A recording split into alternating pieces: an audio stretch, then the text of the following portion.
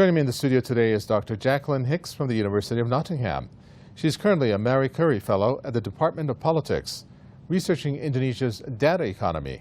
She teaches Southeast Asian politics and has lived in Indonesia for 8 years, working in political risk analysis, journalism, and development.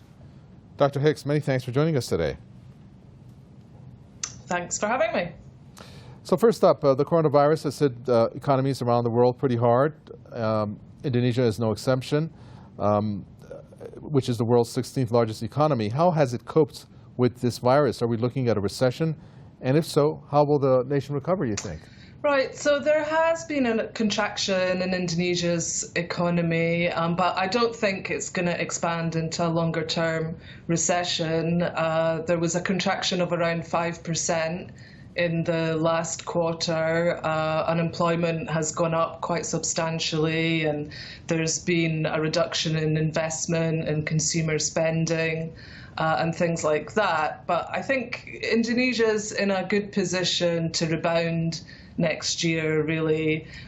They have had really good growth pre-COVID, and they have quite a low debt ratio. So even though the government is having to spend quite a lot of money, it's doing that from quite a solid base. Well, moving into the regional role that Indonesia plays, obviously it's a huge Islamic population. How then does Indonesia actually interact and trade with its regional partners? Are there any major factors involved here? Yeah, so Indonesia is the largest economy in Southeast Asia. It makes up about a third of the region's GDP.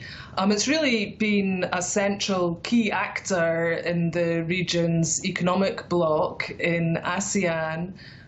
There are good relationships between the countries in ASEAN.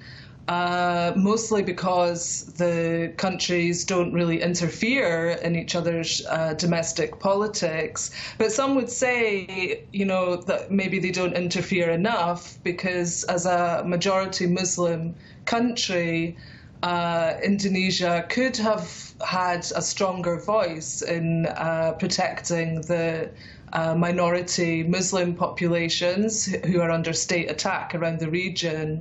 So that's the Rohingyas in Myanmar and the Uyghurs in China, for example.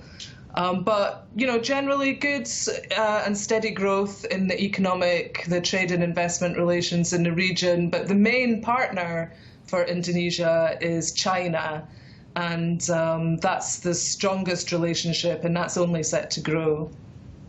And finally, there has been some discussion that the current president wanted to move the capital city actually away from Jakarta to another section of Indonesia due to the overcrowding, sinking, and pollution. Just how realistic do you think this notion is? Yeah, look, this idea has been around for decades, really, and for good reason. It's not just about the flooding and the traffic congestion. It's also to try and distribute the wealth a bit beyond the central island of Java. The current president is self-styled as the infrastructure president. So he's been busy building lots of roads and rails and ports. And building a new capital city would really be the cherry on the cake for him. But there is going to be a lot of disruption because of COVID, not just in spending, but also in timelines. And if it looks like the capital city can't be built in time for him leaving office, then there might be less incentive for him to start seriously on building it. Great. Many thanks to you, Dr. Jacqueline Hicks, there from the University of Nottingham. It's been great having you with us. Thank you. It's a pleasure. Dr. Jacqueline.